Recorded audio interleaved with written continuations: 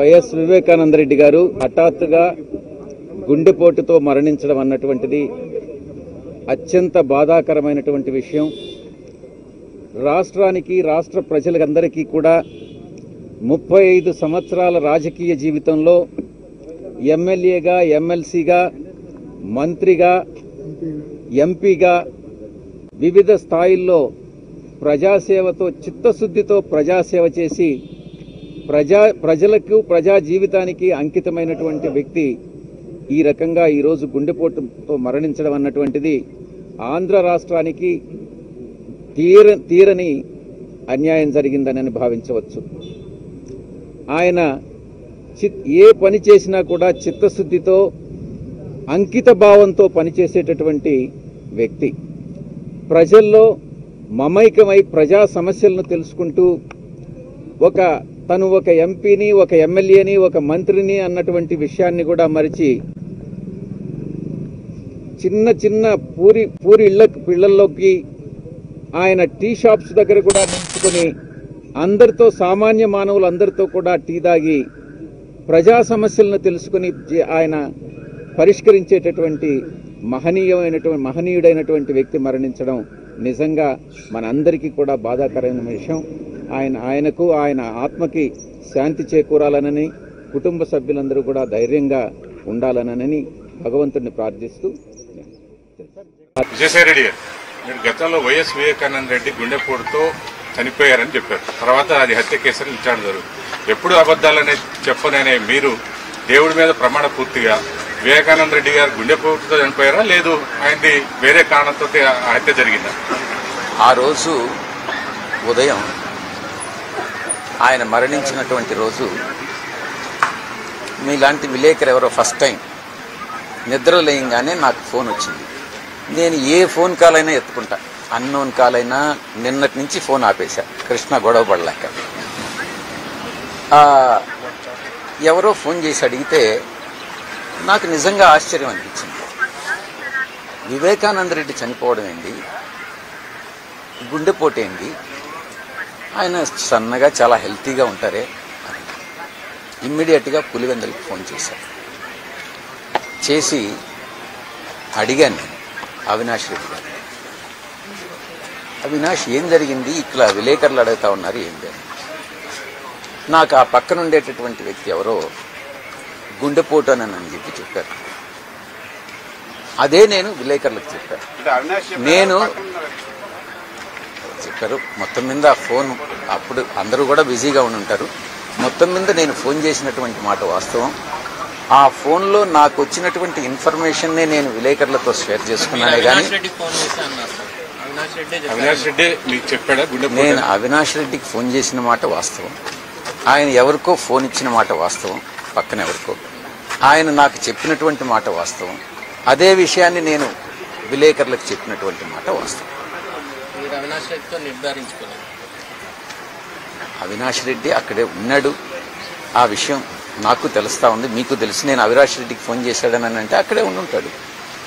మీరేదో దర్యాప్తు చేసినట్టు, లేకుంటే పోలీస్ క్వశ్చన్ లాగా మీరు చేయడం అనేటటువంటిది కాదు. కానీ మీరు ఒక విలేకరుగానే మీరు ప్రవర్తిస్తే బాగుంటుంది అనేది నా ఉద్దేశం.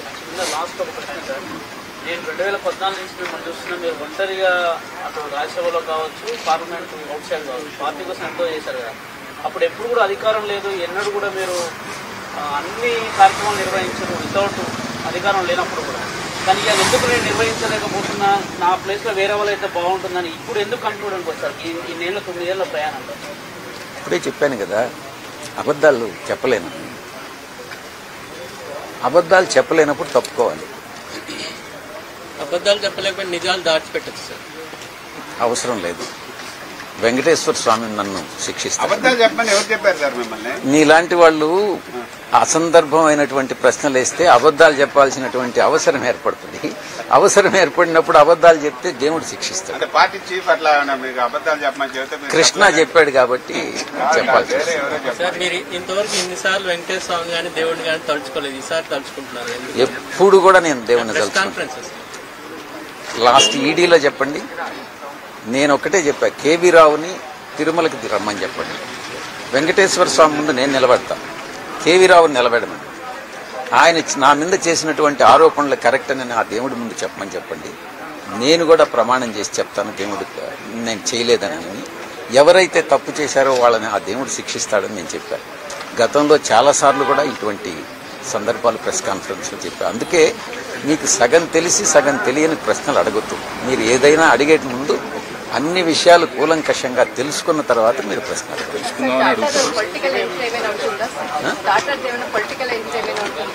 మా డాటర్ నా కూతుర్ని ఒక వ్యాపారంలో ఉండేటటువంటి ఇండస్ట్రీలో ఉన్నటువంటి ఒక కుటుంబంలో ఇచ్చాను. ఆమెకి మ్యారేజ్ అయిన తర్వాత ఏ విషయంలో వాళ్ళ విషయాల్లో దేంట్లో కూడా నేను జోక్యం చేస్తాను. ఎప్పుడైనా నేను పోతే వాళ్ళు కాఫీ ఇస్తారు, లేకుంటే నా కూతురు మనవడు మనవరాలు మా ఇంటికి వస్తే హ్యాపీగా ఆ మూమెంట్ షేర్ చేసుకుంటామే. కానీ ఆమె రాజకీయాల్లో ఎంటర్ కావాలన్నా లేదు వ్యాపార రంగంలో స్థిరపడాలన్నా అన్నటువంటిది ఆ కుటుంబానికి సంబంధించినటువంటి విషయం, కానీ నేను నిర్ణయించేటటువంటి అంశం కాదు.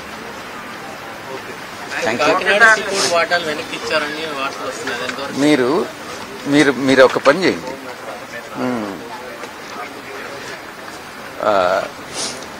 చేయండి, కాకినాడ సీపోర్ట్స్ గురించి కేవీ రావుని అడగండి, శరత్ చంద్రారెడ్డిని అడగండి, లేకుంటే విక్రాంత్ రెడ్డిని అడగండి. సాయిరెడ్డిని అడిగితే ఈ విషయంగా నేను చెప్పా, అబద్ధాలు చెప్పను, నేను నిజం చెప్తున్నాను. దాని గురించి నాకు తెలియదు, కానీ ఇప్పుడు తెలుసు. ఈరోజు కేసు పెట్టిన తర్వాత దాని గురించి పూర్తిగా ఎంక్వైరీ చేశారు. ఆ ఎంక్వైరీ ఏందనేటటువంటిది నాకు తెలుసు, కానీ మీకు చెప్పాల్సిన అవసరం. నేను దానిలో జోక్యం చేసుకోను అని మీకు ఆల్రెడీ చెప్పాను. వాళ్ళ వ్యాపార లావాదేవీల్లో నేను జోక్యం చేసుకోను. విజయసాయిరెడ్డి గారు, గతంలో మీరు రాజశేఖర రెడ్డి గారు చనిపోయినప్పుడు రాజశేఖర రెడ్డి గారిని సోనియా గాంధీ, అంబానీ వీళ్ళందరూ కలిసి చంపించారు అని అన్నారు. అది అబద్ధమా, లేదు ఇప్పటికే అది నిజమని మీరు అనుకుంటున్నారు? నేను ఆ రకంగా చెప్పానా? అప్పట్లో మాట్లాడారు సార్. మీరు చెప్తున్నారేమో, నాకైతే గుర్తులేదు. సో నేను చెప్పాననే విషయం నాకు గుర్తులేదు. మీరేదో నా మీద వేసేసేయాలని నేను వేసేస్తున్నారు, కానీ మీరు ఆ వీడియో కానీ చూపిస్తే నేను దానికి రెస్పాండ్ అవుతాను.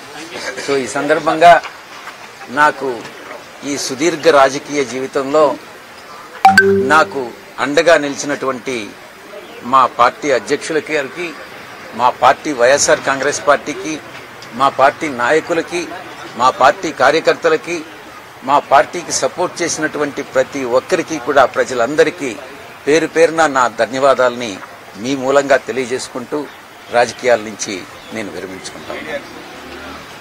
మీడియాకి ముఖ్యంగా ఆంధ్రజ్యోతికి, ఈనాడుకి, TV5కి, మహా టీవీకి వీళ్ళకి ప్రత్యేక ధన్యవాదాలు తెలియజేసుకుంటూ, ఇక మీదట న్యూస్ని వార్తలుగానే ప్రచురించండి.